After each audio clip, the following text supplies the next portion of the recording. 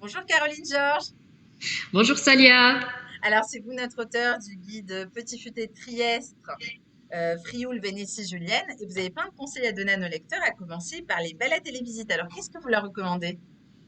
Oui, alors d'abord pour situer un peu cette région du Frioul Vénétie julienne qui est assez mal connue, hein. Donc on se trouve en Italie, on se trouve plus précisément dans le nord-est de l'Italie. C'est une région qui est entourée par la Vénétie, donc la région de Venise, l'Autriche, la Slovénie et la mer Adriatique. Et le territoire de cette région n'est pas très étendu, mais on trouve de tout.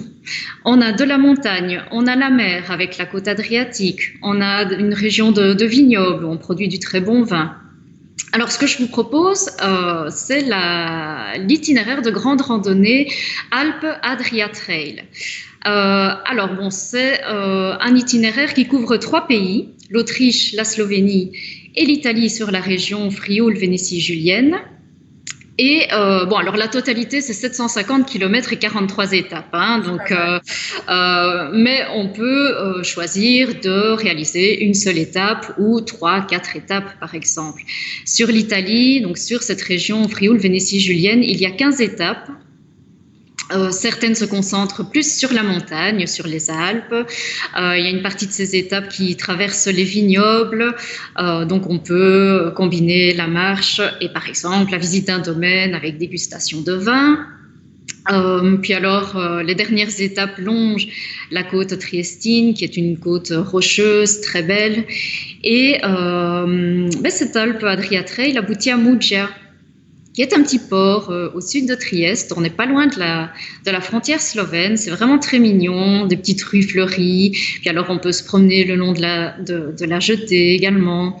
Alors, pour les conseils pratiques, le site internet de l'Alpe Adria Trail est très complet, le site officiel. Donc vous avez les détails sur chaque itinéraire avec le temps de parcours, les kilomètres, le dénivelé positif également, des conseils pour les hébergements. Alors le centre de réservation, il faut les contacter parce qu'ils se chargent de tout. Ils réservent pour vous les hébergements, s'occupent du transport des bagages d'une étape à l'autre, s'occupent également, ils proposent aussi un service de navette qui vous reconduit au point de départ, hein, de votre itinéraire. Donc c'est très bien organisé. Ah, super. Et pour manger, alors, j'imagine que c'est une région où la gastronomie est riche, un peu comme partout en Italie, mais alors, quelle Ah oui, adresse vous allez nous recommander? Ça va pas être facile, ça. ah oui, exactement, hein. Et alors, ben, comme on a un peu tous les paysages, on peut manger aussi bien des produits de la mer que des produits de la montagne, des produits du terroir. Ouais. Par exemple, si vous allez à la montagne, là, vous pouvez vous arrêter dans une malga. La malga, c'est une exploitation laitière qui est en altitude, hein, dans les montagnes. On y produit du fromage, comme le Montasio, c'est un fromage DOP, donc dénomination d'origine protégée. On y produit de la ricotta fumée. Et souvent, ces malgues ont également un restaurant, donc vous pouvez manger des spécialités montagnardes. Parfois, ils proposent également un hébergement, comme ça, vous pouvez loger dans la montagne.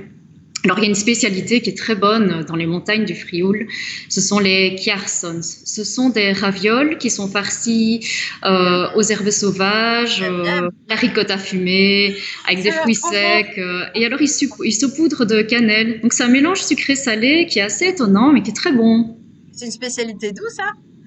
Ah, des montagnes du Frioul qu'on trouve dans les Alpes, plus précisément. Oui, c'est très bon. Super. Et alors, pour sortir, boire un verre, où est-ce qu'on va dans cette région? Ah ben alors, comme dans toutes les villes italiennes, il y a la tradition de l'apéritivo, hein. Donc, Pas qu'en fin Italie, hein, moi je d'après-midi, le fais aussi. début de soirée, on va, on va en terrasse, on prend un spritz, un verre de vin, et puis on a plein de petites choses à grignoter. Alors, à Trieste, il y a une tradition particulière, ce sont les cafés historiques.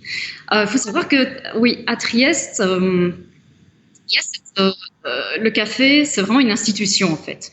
Ouais. Euh, on boit à Trieste 2 fois plus de café qu'ailleurs en Italie.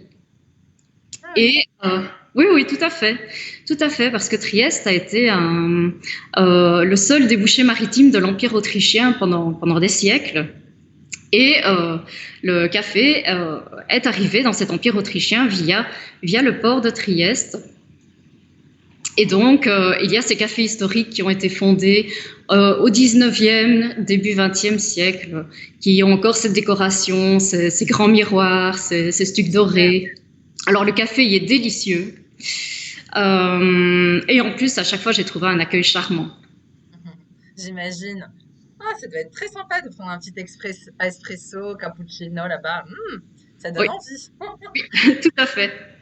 Bon, et s'il y avait un bon plan qu'on pourrait qualifier du meilleur bon plan de tous les bons plans dans cette région, là aussi c'est pas facile, ce serait quoi pour vous? Alors, en effet, c'est pas facile. Ça dépend des vacances qu'on a envie de faire, mais il faut de toute façon s'arrêter à Trieste, qui est une ville unique, qui est le chef-lieu de la région, mais en même temps une ville à taille humaine. On peut tout faire à pied. Alors c'est une ville très cosmopolite, hein, puisque c'est un peu, on est au carrefour entre l'Occident, entre l'Europe de l'Est et entre la Méditerranée. Alors, vous avez la Piazza Unità d'Italia, qui est le point névralgique de Trieste, qui est la plus grande place d'Europe ouverte sur la mer. Donc, elle est entourée de palais très élégants. Et alors, vous avez cette ouverture sur le golfe de Trieste, qui est très belle.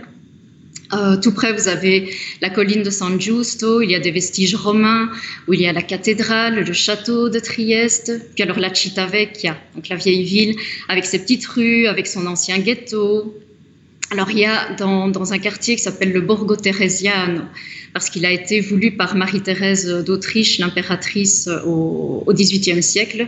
Donc, ce canal Grande qui est un bras de mer, hein, qui pénètre dans la ville, qui autrefois servait de port. Hein, c'est là qu'on déchargeait toutes les marchandises pour l'Empire autrichien.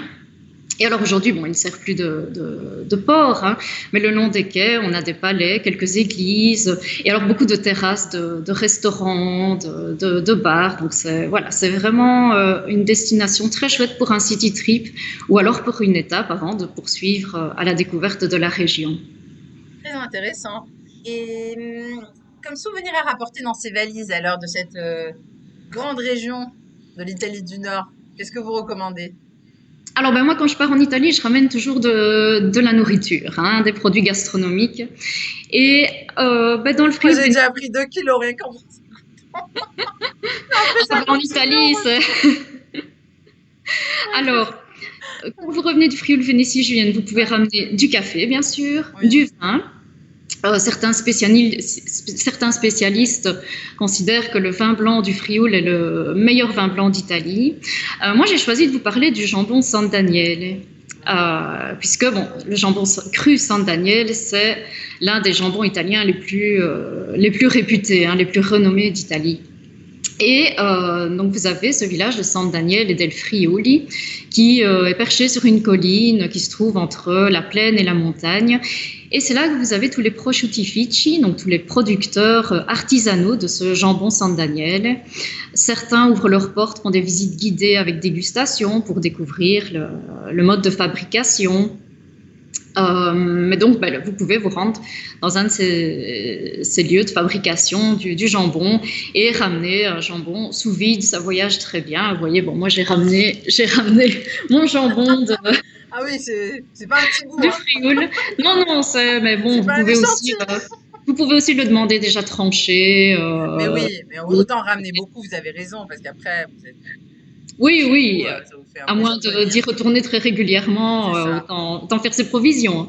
Bon, merci beaucoup Caroline Georges pour tous ces conseils sur cette région. C'est vrai, pas très connue finalement, mais vous nous avez donné un bon éclairage et ça donne envie d'y aller. Merci. Bye Au revoir. bye. Bien, salut.